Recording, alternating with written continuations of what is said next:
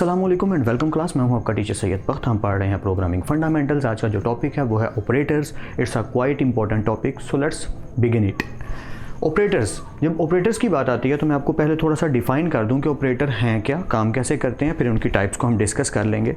जब भी आप सी लैंग्वेज में कोई भी एक्सप्रेशन लिखते हैं, एक्सप्रेशन क्या होता है? फॉर एग्जांपल आप एक वैल्यू लिखते हैं कि एक वेरिएबल है जो वैल्यू अटेन करता है 10 और बी भी एक वेरिएबल है जो अटेन करता है वैल्यू 5। फॉर एग्जांपल हमने इस चीज़ को एज ए एक्सप्रेशन समझना है। क्या समझना है? As a expression. ये वर्ड अक्सर बोला जाएगा कि ये पूरी चीज़ क्या है? एक्सप्रेशन है।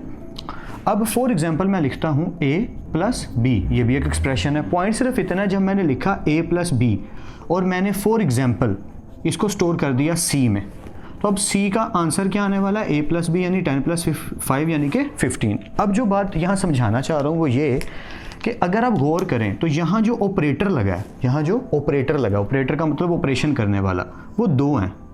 एक आ गया ये और एक आ गया ये। पहले मैं इसकी बात कर लेता हूँ। इसको हम कहेंगे ये हमारा क्या है? ऑपरेटर। तो ये भी तो हमारा ऑपरेटर ही है।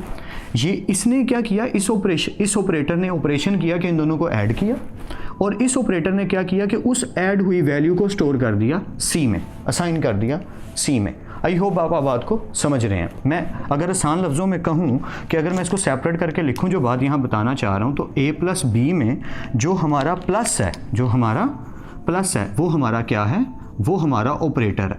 यानी कि ऑपरेटर किसी फंक्शन को या किसी ऑपरेशन को परफॉर्म करने के लिए बनाए गए हैं, काम करते हैं। और जिनके ऊपर ये ऑपरेटर ऑपरेट करते हैं, ये वर्ड आपने याद रखना है, उन्हें कहते हैं ऑपरेंड्स। जी हाँ, ये वर्ड आपने शायद सुना भी हो, समटाइम हम भूल जाते हैं। मैं फिर से रिपीट कर देता हूँ। सी लैंग्वेज में जब भी कोई स्टेटमेंट, कोई भी फंक्शन, कोई भी एक्शन परफॉर्म करती है, तो एक्चुअल में वो ऑपरेटर जो हैं वो ऑपरेशन परफॉर्म करते हैं। उस स्टेटमेंट के अंदर जो वेरिएबल्स हैं उन्हें हमने एज ए ऑपरेंड्स कंसीडर करना है। ज़रूरी नहीं कि ये वेरिएबल्स हों, बस ये याद रखना है कि जब भी कोई ऑपरेटर लगाया जाएगा, तो वो जो ऑपरेटर फंक्शन परफॉर्म करेगा, तो वो जिन पे फंक्शन परफॉर्म करेगा उन्हें कहेंगे हम अपने ऑपरेंड्स। मैं फिर से रिपीट कर देता हूँ, ध्यान से सुनिए। जब भी सी लैंग्वेज में कोई ऑपरेटर लगाया जाएगा और वो ऑपरेटर जब कोई ऑपरेशन परफॉर्म करेगा, तो जिन पर वो परफॉर्म करेगा उन्हें कहेंगे ऑपरेंड्स। यानी अगर मैं ऑपरेशन थिएटर में हूँ तो जिसका ऑपरेशन कर रहा हूँ, तो जिन टूल्स से कर रहा हूँ वो मेरे ऑपरेटर हैं। ऑपरेशन जो हो रहा है, जो भी ऑपरेशन हो रहा है और जिसका हो रहा है ना, जिस पे ऑपरेशन किया जा रहा है, जिस पर्सन का, उस पर्सन को कहेंगे ऑपरेंड। आई होप आपको ये बात ठीक से समझ आ गई हो कि ऑपरेंड्स क्या होते हैं और ऑपरेटर क्या होते हैं। ऑपरेंड्स वो होते हैं जिन पर ऑपरेशन किया जाए, ऑपरेटर वो होते हैं जो ऑपरेशन करते हैं, प्लस माइनस मल्टीप्लाई डिवाइड। तो यहीं से बात शुरू करते हैं हम अपने ऑपरेटर की टाइप्स की, और ये आपको पता होना बहुत ज़्यादा ज़रूरी है, क्योंकि सी लैंग्वेज में आगे जाते जाते बहुत ज़्यादा सारे ऑपरेटर्स का आपको नॉलेज आना ज़रूरी होगा और बढ़ता चला जाएगा। पहली बात तो ये जो मैंने कुछ ऑपरेटर्स की टाइप्स लिखी हैं, क्या यही सी लैंग्वेज में सिर्फ ऑपरेटर्स हैं? Not at all. बहुत ज़्यादा सारे और भी ऑपरेटर्स हैं जो सी लैंग्वेज कंटेन करती है, उसकी लाइब्रेरीज़ में, उसकी हेडर फाइल्स में, और आप समझ गए हैं काफ़ी ज़्यादा उस लैंग्वेज में programs as a operator save हैं।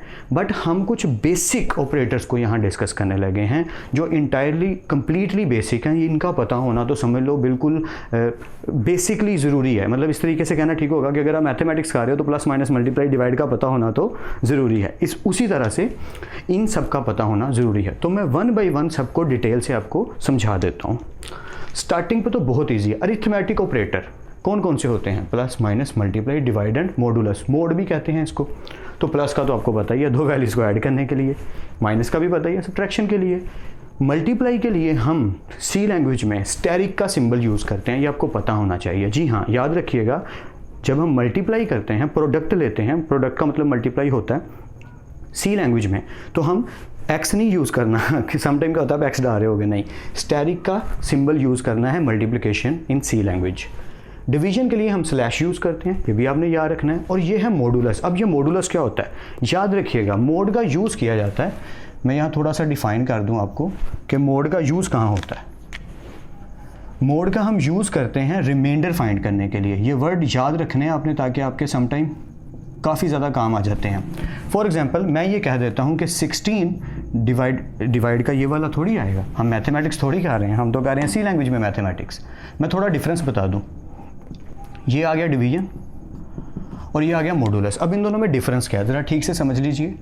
अगर मैं इसको सॉल्व करता हूँ तो इसका आंसर आएगा 8। ज़रा देखिए कैसे, 16 2 8 the 16 and your reminder is 0। तो डिवीजन का मतलब है ये आपका आंसर है। आई होप आपको स्टोरी समझ आ रही है। डिवीजन का क्या मतलब है कि ये आपका आंसर है, बट इसका क्या मतलब है कि इसके अकॉर्डिंग अगर मैं इसका आंसर लिखूं यहाँ पे तो इसका आंसर आया 8, बट इसके अकॉर्डिंग अगर मैं चलूँ तो अगर मैंने 16 को 2 पे डिवाइड किया तो 2 8 द 16, तो आंसर क्या आया 0। तो ये आपका आंसर होगा रिमाइंडर। या आई होप आपको बात समझ आ गई हो। ये कहाँ यूज़ होंगे कैसे वो अभी डिस्कस कर लेंगे, नो प्रॉब्लम। जैसे जैसे प्रोग्रामिंग करेंगे, प्रोग्राम करते जाएंगे, बहुत कुछ आएगा, बहुत कुछ सीखने को मिलेगा। बट स्टार्टिंग पे मैं एक एक करके बताना चाह रहा हूँ ताकि डीपली ठीक से समझ आ जाए कि ऑपरेटर्स काम कैसे करते हैं, ठीक है।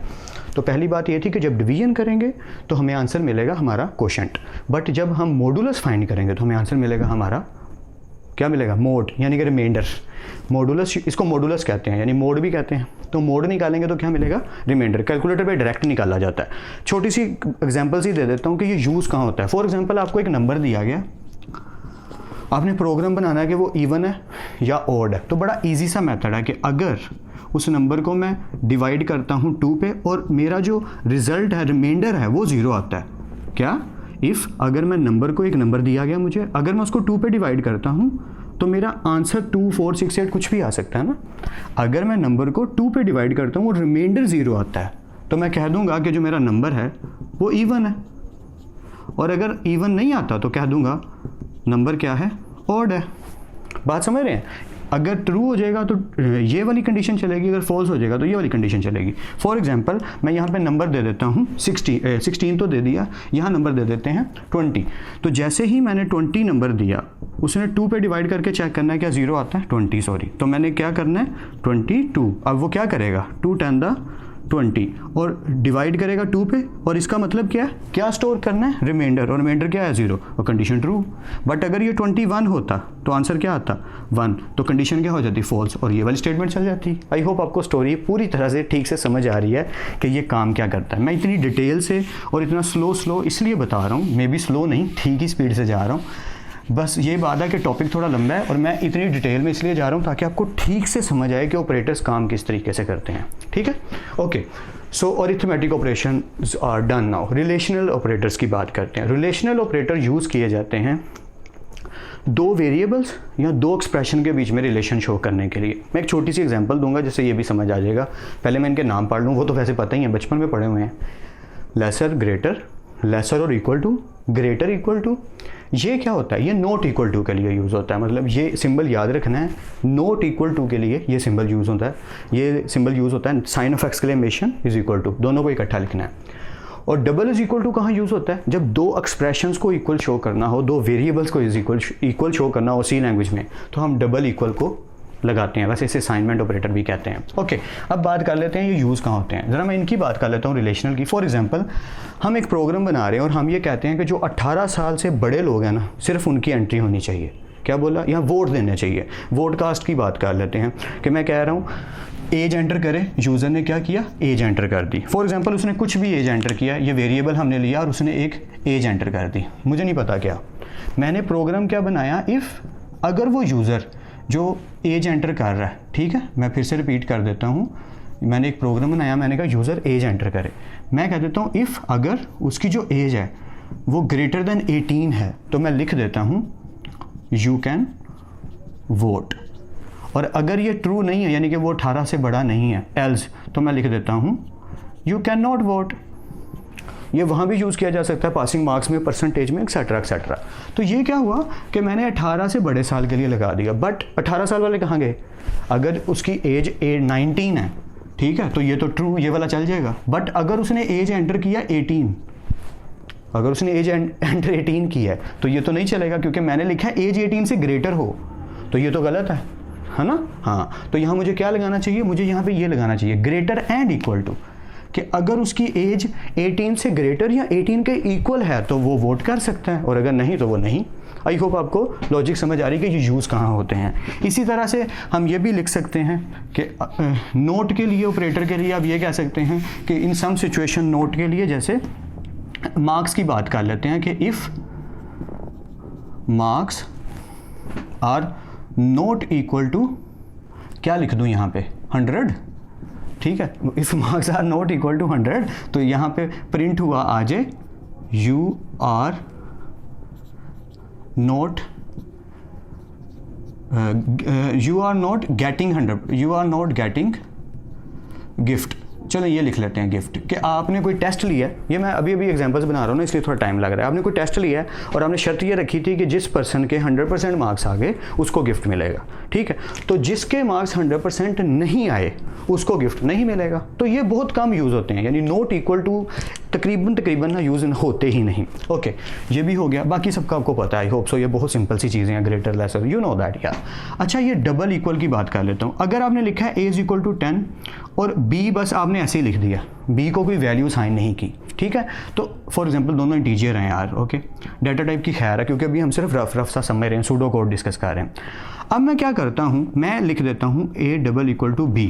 इसका मतलब जो a की वैल्यू है वो मैंने b को इक्वल करार दे दी, ये बता दिया कि a किसके इक्वल है, b के। तो जब दो एक्सप्रेशंस को या दो वेरिएबल्स को इक्वल शो करना हो ज़्यादातर, तो हम सी लैंग्वेज में डबल इज इक्वल टू का साइन यूज़ करते हैं। एंड आई होप कि आपको समझ आ रही है। जहाँ से कन्फ्यूजन हो वीडियो को पीछे करके आपने ज़रूर देख लेना है, because I am trying to help you so much यार, really. Okay, logical operators entirely completely बेहद इंपॉर्टेंट, सबसे ज़्यादा इंपॉर्टेंट में ना ये पहले जो है ना ये बहुत ज़्यादा आते हैं, वैसे ये भी इंपॉर्टेंट है, लेकिन ये जो असाइनमेंट तक है ये तो बल्कि इंक्रीमेंट और डिक्रीमेंट तक है। मैं इधर तक रेड लाइन की बात करूँगा कि ये सबसे ज़्यादा इंपॉर्टेंट है। और लॉजिकल ऑपरेटर की बात करते हैं। लॉजिकल ऑपरेटर कहाँ यूज़ होते हैं, जहाँ हमें दो एक्सप्रेशन के बीच में कंडीशन यूज़ करनी है। अब ये दो एक्सप्रेशन के बीच में कंडीशन का क्या मतलब हुआ, अभी हमने एक प्रोग्राम किया था, इफ़, ज़रा याद कीजिए जो हमने अभी प्रोग्राम किया था। मैं यहाँ लिख लेता हूँ कि यूज़र से हमने कहा बेटा एज एंटर करो, और उस बेटे ने एज एंटर कर दी। ज़रा गड़बड़ सुनिएगा, if age is equal to और ग्रेटर देन 18, यही लिखा था ना अभी। तो हमने लिख दिया यू कैन वोट, और एल्स में लिख दिया यू कैन नॉट। स्टोरी बड़ी मज़ेदार है जो बताने लगा हूँ, ये गलत है, पूछो क्यों, सोचो ज़रा। अच्छा, एक काम करो, वीडियो को 1 सेकंड के लिए पॉज करो और ज़रा सोचो इसमें कमी क्या है। थोड़ी देर के लिए सोचना, मैं फ़ौरन से बता देता हूँ, ठीक है। आई होप आपने पॉज किया होगा। Age is greater than equal to 18, अगर वो ये एंटर कर देता है, फॉर एग्जांपल यूज़र आता है और एंटर कर देता है एंटर योर एज 10020, तो ये क्या हुआ, ये तो एक्सेप्ट हो जाएगा। मतलब 10,020 एज एक्सेप्ट होगी कि 1020, देखो ज़रा 10,020, तो ये तो एक्सेप्ट होगी। अगर वो 1,002 भी कर देता है तो भी एक्सेप्ट होगी। और अगर भाई साहब वो ये एंटर कर देता है तो ये तो एक्सेप्ट हो जाएगा, आगे से लिखा आ जाएगा यू कैन वोट। तो ये तो प्रॉब्लम है, इतनी बड़ी है तो नहीं ना हो सकती। तो यूज़र भी तो मिस्टेक कर सकता है, तो इसका मतलब ये प्रोग्राम का आर्किटेक्चर अच्छा नहीं है। अब मैं सिर्फ इसमें एक चेंज करूँगा और मेरा प्रोग्राम बिल्कुल ठीक हो जाएगा with the help of my logical operators के if age is greater than equal to 18 and age is lesser than and equal to 100 थोड़ा कम हो गया। दुनिया में बड़े बड़े बुजुर्ग लोग भी हैं, हम जैसे थोड़ी हैं जिन्होंने जल्दी चले जाना है। ऑलराइट, सो 120 मैंने लिख दिया, थोड़ा क्लियर लिख देता हूँ ताकि आपको ठीक से नज़र आए। 120। अब मेरा प्रोग्राम जो है वो फुल प्रूफ है। मैंने लिखा if age is greater than and equal to, greater than यहाँ यानी कि 18 साल से बड़ा हो या 18 के इक्वल हो, और एंड का मतलब और, जी हाँ, एक और condition, age is lesser than और इक्वल टू 120, 120 से छोटा हो या 120 जितना हो तो हम लिखेंगे you can vote else you can not vote. जी, अब वो कुछ भी गलत एंटर करे तो वो एक्सेप्ट नहीं होगा, जितनी मर्जी बड़ी वैल्यू एंटर करे, क्योंकि जैसे उसने 120 से बड़ी वैल्यू एंटर करनी है फिर से प्रिंट हो जाना है यू कैन नॉट। तो ये बातें कहाँ से आ रही हैं, यहाँ से आ रही हैं कि लॉजिकल ऑपरेटर का मतलब है कि हमारी दो कंडीशंस को, ये दो कंडीशन होगी ना, age is greater than equal to 18, age is lesser than equal to 120, कि दो कंडीशन को जोड़ने के लिए हम यूज़ करते हैं लॉजिकल ऑपरेटर्स। तो ये हो गया एंड ऑपरेटर की एग्जांपल, कि एंड ऑपरेटर क्या करता है, दो कंडीशंस। अच्छा, एंड ऑपरेटर के लिए एक और शर्त है। एंड साहब जो है, मैं यहाँ पे थोड़ा सा ना एक फॉर्मूलेट बना देता हूँ ताकि आपको समझ आ जाए मैं बताना क्या चाह रहा हूँ। दो कंडीशंस हैं, दोनों ट्रू होंगी तो ये आंसर क्या आएगा, ट्रू। वैसे आपने फिजिक्स में बहुत दफ़ा पढ़े हैं एंड गेट, और गेट, नोट गेट, ये वही है। और जो और साहब हैं ये भाई सब कुछ और कहते हैं, ये कहते हैं एक भी ट्रू हो गई दूसरी जो मर्जी हो तो क्या है, ट्रू। और नोट भाई साहब जो हैं वो कहते हैं कि मैं इसको ओपोजिट कर दूंगा, मतलब अगर वो ट्रू है तो उसे क्या कर दूंगा, फॉल्स कर दूंगा, फॉल्स है तो क्या कर दूंगा, ट्रू कर दूंगा। तो इसका काम यही है। तो एंड की एग्जांपल तो आपके सामने है कि दोनों ट्रू होंगी तो ट्रू, अगर एक भी फॉल्स है तो फॉल्स। अब हम बात कर लेते हैं और ऑपरेटर की। ओके, इफ़ अब मैं आर्मी का टेस्ट की बात कर लेता हूँ। फॉर एग्जांपल आर्मी का टेस्ट है और आपके पास 2 वेरिएबल्स हैं। आपने यूज़र से कहा बेटा अपनी हाइट एंटर करो और अपना वेट एंटर करो। ठीक से एग्जांपल समझिएगा। अब रूल ये है कि या तो उसकी हाइट जो है वो 60 से प्लस होनी चाहिए, या फिर उसकी जो हाइट है वो 5.9 से बड़ी होनी चाहिए। जी हाँ, तो यहाँ पे 2 चीज़ें हमने याद रखनी है, क्योंकि ये डेसिमल में आ रहा तो ये फ्लोट होना चाहिए। इसकी डाटा टाइप हमने पढ़ी है, या इसकी डाटा टाइप मस्ट बी, इसकी डाटा टाइप इंटीजर नहीं होनी चाहिए, फ्लोट या डबल होनी चाहिए। ये इंटीजर हो सकती है पर बेटर ये भी आप फ्लोट में लिखो। समटाइम क्या होता है, हमारी जो हाइट है वो भी पॉइंट में आ सकती है यार। ओके, मैंने उलट लिख दिया यार, ओहो सॉरी। ये आ गई हाइट और ये आ गया वेट। समटाइम वेट भी हमारा डेसिमल में आ जाता है। अब मेरे पास और कंडीशन है कि दोनों में से अगर एक भी ट्रू है तो ट्रू। ठीक है, तो मैं क्या करूंगा, इफ़ उसकी जो वेट है अगर वो ग्रेटर देन 60 है, अगर वो कहता है 60 और 60 से ऊपर तो मैं इक्वल भी लगा दूंगा। लेकिन अभी क्या बात हो रही है, अगर उसका वेट 60 से ऊपर है, ये वाला साइन, डबल स्लैशेस, सीधी स्लैशेस, ओके। और अगर उसकी हाइट 5.9 फीट या क्या रख लें, 5.7 रख लेते हैं, 5.8 चलो ठीक है। और अगर उसकी हाइट 5.8 से बड़ी है तो उसके लिए लिख दो यू आर इन, और एल्स में क्या लिख दो, यू आर आउट, बाहर निकलो भाई। ओके, तो ये क्या कर रहे हैं हम, ये हमारा था एंड वाला पोर्शन, ये हमने एंड को यूज़ किया कि जी दोनों ट्रू हैं तो ट्रू होगा वरना फॉल्स। और इसमें क्या है कि अगर एक भी ट्रू हो गया तो ट्रू। तो अब क्या होगा कि अगर दोनों फॉल्स होंगे, दोनों, तभी ये फॉल्स होगा वरना नहीं। अब उसकी अगर हाइट 60 से बड़ी नहीं है, फॉर एग्जांपल वो सॉरी ये तो प्रोग्राम है, वो आता है और आके एंटर करता है कि मेरी जो वेट मेरा जो है वो है 50 और मेरी जो हाइट है वो है 5.10, तो ये ट्रू हो गया क्योंकि ये वाली फॉल्स हो रही है और ये ट्रू हो रही है। और हम और में जानते हैं एक भी ट्रू हो गया तो ट्रू, अगर ये फॉल्स हो भी जाता है नो प्रॉब्लम। हाँ, अगर दोनों फॉल्स हो जाते हैं अब फॉल्स, यानी कि वो क्या करता है, उसकी जो हाइट है वो भी है फॉर एग्जांपल 5.6 और उसका जो वेट है वो भी है 50, तो अब दोनों कंडीशन फॉल होगी, अब फॉल वाला चलेगा। आई होप आपको समझ आ रही है, कोई कन्फ्यूजन नहीं हो रही।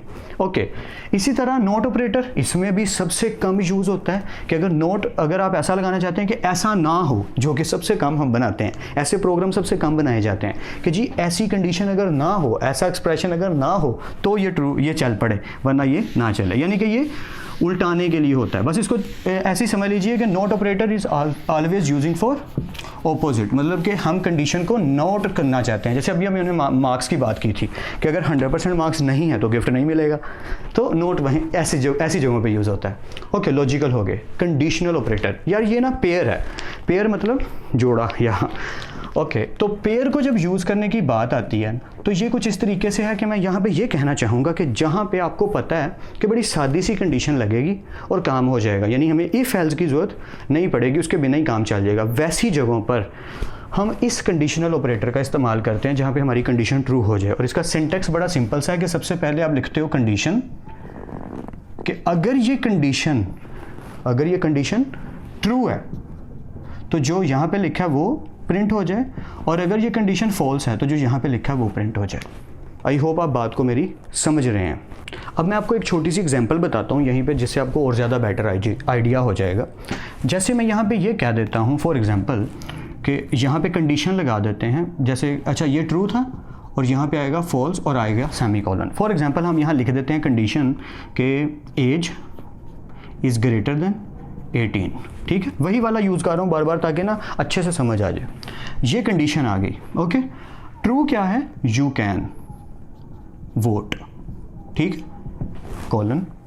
और अगर ये ट्रू होता है तो ये लिखा आना चाहिए, और अगर ये ट्रू नहीं होता, फॉल्स होता है, तो फिर क्या लिखा आना चाहिए, यू कैन नॉट। ओके, मैं फिर से रिपीट कर देता हूँ। देखें, ये एक पेयर है, कहाँ यूज़ होता है, जहाँ पे हम कंडीशन लगाना चाहते हैं और इफ एल्स के बिना ही कंडीशन काम कर जाए, हम कुछ ऐसा चाहते हैं, तो हम क्या करेंगे, हम पहले कंडीशन लिखेंगे। सिंटेक्स क्या है, पहले क्या लिखेंगे, कंडीशन, वो लिख ली, ओके, क्वेश्चन मार्क का साइन। अगर ट्रू हो जाए तो यहाँ पे जो लिखेंगे वो चलेगा, अगर ये कंडीशन ट्रू हो जाती है, मैं फिर यहाँ पे लिख देता हूँ ब्लू में कि अगर ये कंडीशन ट्रू हो जाती है तो ये चलेगा, और अगर ये कंडीशन फॉल्स हो जाती है तो उसके बाद वाली लाइन चलेगी, और एंड पे सेमीकोलन यानी स्टेटमेंट टर्मिनेटर। आई होप आपको समझ आ गया हो। जिसको कन्फ्यूजन हो रही है, जो भी बात समझ नहीं आ रही, वीडियो को पीछे करके देखो, फिर से रिपीट अगर करने की ज़रूरत पड़ेगी। चले मैं थोड़ा सा कर देता हूँ। देखें ये पेयर है, ये मिल के चलते हैं भाई साहब दोनों। हम लिखते हैं कंडीशन क्वेश्चन मार्क और पहले ट्रू कॉलन, और अगर ट्रू नहीं है तो फिर फॉल्स वाली कंडीशन, यानी कि अगर ये ट्रू हो गया तो ये चलेगा, अगर ये फॉल्स हो गया तो ये चलेगा, और सेमीकोलन, और ये इफ़ के बिना हो गया हमारा काम। या दैट्स इट। कोई कन्फ्यूजन है, वीडियो को पीछे करके देखो, नो प्रॉब्लम, इंशाल्लाह सारा कुछ आ जाएगा। सब कुछ आ जाता है, सबको आ ही जाता है टाइम के साथ साथ। So let's continue. Alright, conditional हो गया। असाइनमेंट, ये तो सबसे आसान है यार। असाइनमेंट के लिए तो कुछ डिटेल में जाने की ज़रूरत ही नहीं। अगर आप लिख देते हैं इंटीजर डाटा टाइप, ए को आपने कोई वैल्यू असाइन करनी है 50, तो ये किसने असाइन की, ये 50 इसको किसने असाइन की, असाइनमेंट ऑपरेटर ने। यानी कि अगर आपने कहीं भी कोई भी वैल्यू किसी को असाइन करनी है तो आप क्या करते हो, किसका इस्तेमाल करते हो, इज इक्वल टू का। इज इक्वल टू क्या है, असाइनमेंट ऑपरेटर, यानी कि ये वैल्यू को असाइन करता है। फिर से असाइनमेंट, यानी कि ये वैल्यू को क्या करता है, असाइन करता है। आई होप आपको बात ठीक से समझ आ गई हो मैं बोलना क्या चाह रहा हूँ। Assignment operator is use to assign a value to a variable, ठीक है, ओके। इंक्रीमेंट एंड डिक्रीमेंट, जब इनकी बात आती है तो इनके अंदर एक और बात आती है कि पोस्ट डिक्रीमेंट या प्री डिक्रीमेंट। क्या बोला मैंने, पोस्ट या प्री। चलिए इनको थोड़ा डिटेल से देख लेते हैं।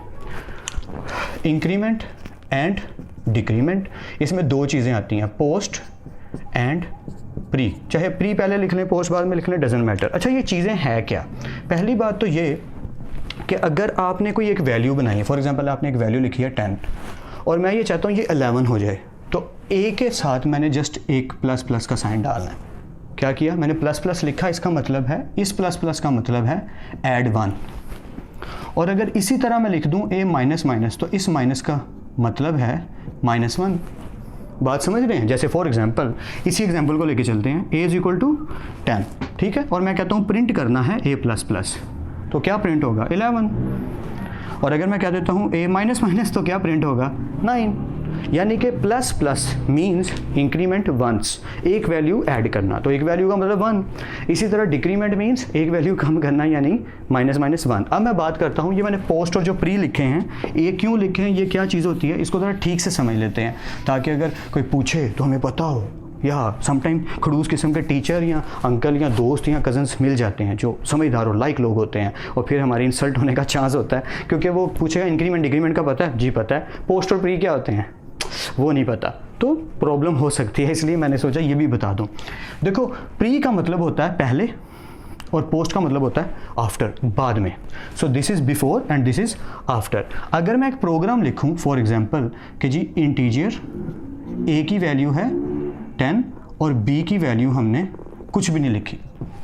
अब मैं ये कह दूं खुद से फॉर एग्जांपल कि जो b है मेरा वो है, पहले प्री की बात कर लेते हैं, ठीक है, प्लस प्लस नहीं, पहले पोस्ट की बात कर लेते हैं यार, ताकि मैं ठीक से बता सकूं। ओके, ये पोस्ट की बात हो रही है, तो पोस्ट में क्या बाद में होगा, तो मैं लिख देता हूँ a plus plus. Do you no इससे क्या होगा, ज़रा देखिएगा इससे क्या होगा। इससे कुछ यूँ होगा कि जो a की वैल्यू है वो क्या है, ज़रा गौर से देखो, बात को ठीक से समझना यहाँ से, ये ठीक से, ठीक है। a में मैंने बोला था कि साथ ही प्लस हो जाएगा, जैसे ही आप प्लस प्लस लिखोगे उसमें ऐड हो जाएगा, तो a में ऐड हो गया, 10 और 1 11 हो गया। बट जब आपने b प्रिंट किया तो वो क्या प्रिंट होगा, वो सिर्फ 10 प्रिंट होगा। कंफ्यूजिंग, आई नो, मेरे लिए भी कंफ्यूजिंग था जब फर्स्ट टाइम सुना था। ठीक से समझो, अगर मैं लिखता हूँ integer a is equal to 10 और b क्या, कुछ भी नहीं, b खाली है, ठीक है। अब b में मैंने लिखा कि स्टोर कर दो a प्लस प्लस, पर जब मैंने प्रिंट किया तो a के अंदर क्या स्टोर हुआ 11, पर b में अभी क्या पड़ा हुआ है 10। क्यों, क्योंकि पहले मैंने a स्टोर किया और बाद में प्लस प्लस किया। तो ये याद रखना है कि अगर मैं पोस्ट करता हूँ तो वो बाद में ऐड करेगा, पहले ऐड नहीं करेगा, तो b में अभी क्या स्टोर है 10। पर अगर मैं इसका उलट करता हूँ, प्री करता हूँ, तो क्या होगा ज़रा देखो। अगर मैं प्री करता हूँ, ठीक है, यही वाली सिचुएशन है, सारा कुछ, बस ये जो b है ना, इसकी जगह मैंने लिख दिया b is equal two plus plus a, तो ये प्री हो गया ना, पहले ऐड आ। तो अब क्या होगा, अब स्टोरी उलट जाएगी। अब a में क्या पड़ा हुआ है, सोच के बताओ, या a में भी पड़ा हुआ है 11, क्योंकि प्लस प्लस हो गया ना, 1 प्लस 10 क्या हो गया 11, और b में भी क्या पड़ा हुआ है 11। आई होप आपको थोड़ा सा तो समझ आया होगा यार, मैं फिर से रिपीट कर देता हूँ। बात सिर्फ सिंपल सी है, इतनी सी है। कि यहाँ पे है पहले उसने ए को स्टोर करना है, बाद में उसने ऐड करना है। तो ए में 11 हो जाना और बी में 10 होना है। बट ये सिर्फ लॉजिक है, आर्किटेक्चर है या बोरिंग सा। रियलिटी में जब सी लैंग्वेज के प्रोग्राम करेंगे बहुत आसानी से होंगे, मज़ा भी आएगा, टेंशन नहीं लेनी। ये बस यहीं की परेशानी है। ऑपरेटर से पढ़ रहे हैं ना, तभी का लिटरेचर बोरिंग है, आगे का प्रैक्टिकल वर्क बहुत इंटरेस्टिंग और मज़ेदार है। यहाँ पे क्या हुआ, पहले +1 हुआ और बाद में वैल्यू एंटर हुई, यानी कि ये जो +1 पहले आया और प्लस ये जो भी वैल्यू बाद में आई, तो दोनों मिलके क्या हो गए 11। इधर भी ऐसे ही हुआ। इसलिए दोनों सिचुएशन में फ़र्क है कि पोस्ट साहब जो हैं बाद में ऐड करते हैं, प्री साहब जो हैं पहले ऐड कर लेते हैं। इसी तरह सब्ट्रैक्शन का कि अगर मैं माइनस करता हूँ तो पोस्ट बाद में माइनस करेगा और प्री पहले ही माइनस कर देगा। बस यही फ़र्क है और कोई फ़र्क नहीं है दोनों में। बताना ज़रूरी लगा इसलिए बता दिया, वरना मेन चीज़ भला क्या है, सिर्फ ये प्लस प्लस माइनस माइनस। और इसमें कोई ख़ास बात नहीं है कि अगर हम किसी वेरिएबल के साथ प्लस प्लस लिख देते हैं इसका मतलब +1, और अगर किसी वेरिएबल के साथ माइनस माइनस लिख देते हैं तो इसका मतलब -1। और कोई ख़ास बात नहीं है। बिट यूज़, अगर इसके लिए मुझे कोई वर्ड यूज़ करना पड़े तो मैं यहाँ लिखूँगा बिट मैनिपुलेशन। जी हाँ, मैं इसके लिए वर्ड यूज़ करना चाहूँगा बिट मैनिपुलेशन। या ये क्या चीज़ होती है कि आपकी बिट्स होती हैं। देखें, आप जब भी कोई कोड लिखते हैं, जब भी किसी मेमोरी लोकेशन की बात करते हैं, तो आपकी कुछ बिट्स हैं, उस कोड की भी कुछ बिट्स हैं। तो अगर आप उन बिट्स के साथ खेलना चाहते हो, उन बिट्स को यहाँ वहाँ करना चाहते हो, मूव करवाना चाहते हो, एंड और उस पर लगाना चाहते हो, लग जाता है, पर बहुत कम। हमारा उससे कोई लेना देना नहीं, हम बेसिक लेवल पे हैं, बच्चे हैं बेचारे अभी सी लैंग्वेज के, हम फंडामेंटल्स ऑफ प्रोग्रामिंग पढ़ रहे हैं, हमें तो अभी कुछ ज़्यादा आता ही नहीं। तो हमारा इतना हाई लेवल पे काम नहीं होने वाला कि हम बिट्स के साथ खेलें। बट पता होना चाहिए कि ये लेफ़्ट बिट को मूव करने के लिए होता है, राइट ये राइट बिट को मूव करने के लिए होता है। इन सम सिचुएशंस आपको ये लफ्ज़ सुनने को मिलेंगे, इसलिए मैंने बता दिया कि अगर कहीं ऐसा कोई बोल देता है वर्ड, तो आपको पता हो कि बिट, हमने पढ़ा था कि बिट वाइज किस्म की हमारी एक ऑपरेटर की टाइप है जिसके अंदर लेफ़्ट और राइट बिट्स को मूव करवाया जाता है। आई होप आइडिया हो गया होगा, बस वही देना है। एंड पे ना दो मेन चीज़ें रह गई थी जो लिटरेचर में इतनी खास नहीं बताई जाती पर मुझे बहुत इंपॉर्टेंट लगती हैं। इनको स्पेशल ऑपरेटर्स कहते हैं। दो तरह के होते हैं, एक एक करके दोनों को डिस्कस कर लेते हैं। देखें, स्पेशल ऑपरेटर जैसे मैंने उधर लिखे हैं वैसे ही हैं, दो हैं। एक है पहला कौन सा, साइज ऑफ, बहुत ज़्यादा स्टूडेंट्स ना इनके बारे में पढ़ते ही नहीं है। और दूसरा वाला है कॉमा, ये वाला कॉमा जो बचपन से हम डालते आ रहे हैं, ये वाले कॉमास जो चीज़ों को सेपरेट करते हैं। साइज ऑफ ऑपरेटर क्या करता है, ये मज़े का काम करता है, बहुत नॉलेजफुल चीज़ है ये। क्या साइज ऑफ ऑपरेटर आपकी मेमोरी में कितनी जगह ले रहा है आपका वेरिएबल, ये बताता है। नहीं समझ आई, मैं बताता हूँ। फॉर एग्जांपल आपने लिखा इंटीजर a = 10 और आप b नाम का एक वेरिएबल ले लेते हैं, यहीं पे ले लूँ, चलो यहीं पे ले लेता हूँ। और आप ये चाहते हैं कि b के अंदर स्टोर हो जाए, साइज ऑफ लिखा, ब्रैकेट में a लिखा और सेमीकोलन डाल दिया। अब इसका मतलब क्या, ज़रा ठीक से समझो। a किस टाइप का डाटा है, इंटीजर टाइप का, ठीक है। तो कितनी जगह लेगा, 2 बाइट्स लेगा ना। दोबारा सोचो, मैंने डाटा टाइप्स पढ़ाई हैं यार आपको, या वो क्लास अगर किसी ने नहीं देखी आई हाईली रिकमेंड ज़रूर देखनी है। डाटा टाइप्स के बिना आगे नहीं चलना। और मैंने प्लेलिस्ट बना दी हुई है पूरी कोर्स की, जैसे जैसे क्लासेस आती जा रही हैं अपलोड भी करता जा रहा हूँ। आपने प्लेलिस्ट में से सीक्वेंसली सारी वीडियोज़ को देखना है ताकि आपसे कोई टॉपिक छूट ना जाए और सारी चीज़ें ठीक से समझ आएँ। ओके, वैसे मैं लेक्चर वाइज थंबनेल पे भी लिख देता हूँ, टॉपिक में भी लिख देता हूँ कि लेक्चर वाइज आपने देखना है। या लेट्स कंटिन्यू। अब ये क्या हुआ कि मैंने लिखा a में 10 स्टोर है और b खाली है, ठीक है। मैंने b को भी फॉर एग्जांपल इंटीजर कह देता हूँ। अब b के अंदर साइज ऑफ a का मतलब ये कि a का मेमोरी में साइज़ कितना है। And you know that integer कितनी जगह लेता है, इंटीजर जगह लेता है 2 बाइट्स। आई होप आपको याद होगा। a नाम का मैंने वेरिएबल लिया जिसके अंदर मैंने स्टोर करवाया 10 और वो जगह कितनी लेता है, 2 बाइट्स। तो b का जो आंसर आएगा ना वो आएगा 2 बाइट्स जब आप इसका आउटपुट निकालोगे। ये क्या है, ये है आपके साइज ऑफ ऑपरेटर का काम कि आपका जो वेरिएबल है, कोई भी फंक्शन आप परफॉर्म कर रहे हो, कोई भी किसी किस्म की स्टेटमेंट है, आप चाहते हो कि उस स्टेटमेंट या उस फंक्शन की मेमोरी मेरी रैम में कितनी हो रही है या वो फंक्शन मेरी मेमोरी में कितनी जगह ले रहा है। माइक्रो लेवल पे ना ये बातें बहुत मैटर करती हैं। जब गेम्स बनाई जाती हैं, ख़ासतौर पे एप्लीकेशंस मोबाइल की या कंप्यूटर की गेम्स बनाई जाती हैं, मैं गेम का जिक्र ज़्यादा करना चाहूँगा, तो ये बात बहुत मैटर करती है कि आपका जो प्रोग्राम है, आपने जो एप्लीकेशन बनाई है वो कितने MB की है, उसका साइज़ छोटा है कि बड़ा है, ये बहुत मैटर करता है। तब, अभी नहीं, बड़े लेवल पे जाके ये चीज़ें मैटर करती हैं, तब हमें साइज़ का ख्याल करना पड़ता है। इसीलिए ऐसी एक चीज़ बना दी गई कि अगर आपने किसी फंक्शन या किसी वेरिएबल का साइज़ मालूम करना है कि मेमोरी में वो कितनी जगह घेर रहा है, तो आपके पास एक ऑपरेटर है साइज़ ऑफ, जिसकी हेल्प से आप पता कर सकते हैं कि वो कितनी जगह ले रहा है। आई होप समझ आ गया हो। कॉमा क्या करता है, एक ही टाइप के एक्सप्रेशंस को इकट्ठा लिखने की इजाज़त देता है। अब इसका मतलब क्या है मैं बता देता हूँ, बड़ा सिंपल सा। फॉर एग्जांपल आपको आदत पड़ी है integer a is equal to 10, integer b is equal to 2, integer ये आदत पड़ी है फॉर एग्जांपल आपको। c कुछ भी नहीं, ये थोड़ा साफ़ ही कर दूं ताकि नज़र सही से आए, और c में आप ऐड कर देते हैं a plus B. Do you know ये सारा काम एक ही लाइन में हो सकता है। या देखें कैसे, मैं क्या करता हूँ, मैं लिखता हूँ integer a is equal to 10 comma b is equal to 2 comma and c is equal to a plus B. That's it. अच्छा अगर मैं ये ना भी डालूँ तो कोई फ़र्क नहीं पड़ता, ब्रैकेट का कोई इशू नहीं, बस एक आदत सी बनी है इसलिए डाल दिया, सॉरी। ओके या तो ये क्या हुआ कि ये जो कॉमाज हैं ये सेपरेट कर रहे हैं हर एक एक्सप्रेशन को। पर आप अगर गौर करें तो ये सारों की डाटा टाइप क्या होगी, इंटीजर। अगर मुझे पॉइंट में करना है तो मुझे फ्लोट कर देनी है, क्योंकि अगर ऐसा हुआ कि integer a is equal to 10, b is equal to 2.5 and c is equal to a plus B, तो इस सिचुएशन में आंसर क्या आने वाला है, a प्लस बी 10 प्लस 2 यानी कि 12 है या, और इस सिचुएशन में आंसर क्या आने वाला है 10 प्लस 2.5 अगेन 12 या। एंड यू नो दैट कि क्यों आ रहा है ऐसा, या क्योंकि हमने डाटा टाइप क्या लिया, इंटीजर। 12.5 नहीं लेगा वो, इसमें से टेक क्या करेगा, सिर्फ 2। तो इस बात का भी ख्याल करना है। पॉइंट सिर्फ इतना था, कॉमा क्या करता है, ये भी एक्सप्रेशन है, ये भी एक्सप्रेशन है, ये भी एक्सप्रेशन है, एक्सप्रेशन को सेपरेट करता है। तो मैं इसके लिए वर्ड क्या बनाऊँ, खुद से बना लें, या एक्सप्रेशन सेपरेटर, या खुद से बना सकते हैं कि ये क्या करता है, एक्सप्रेशन को सेपरेट कर देता है एक ही टाइप के। ये वर्ड याद रखना है, ये ना हो कि आप डिफरेंट टाइप को मतलब डिफरेंट टाइप के आप एक्सप्रेशन हैं और उन्हें सेपरेट कर रहे हो, ऐसा नहीं होगा। तो ये समटाइम काफ़ी ईजी हो जाता है, आपका प्रोग्राम लेंथी हो रहा होता है, देख रहे हो ना, और वो एक ही लाइन में सारा कुछ आ गया।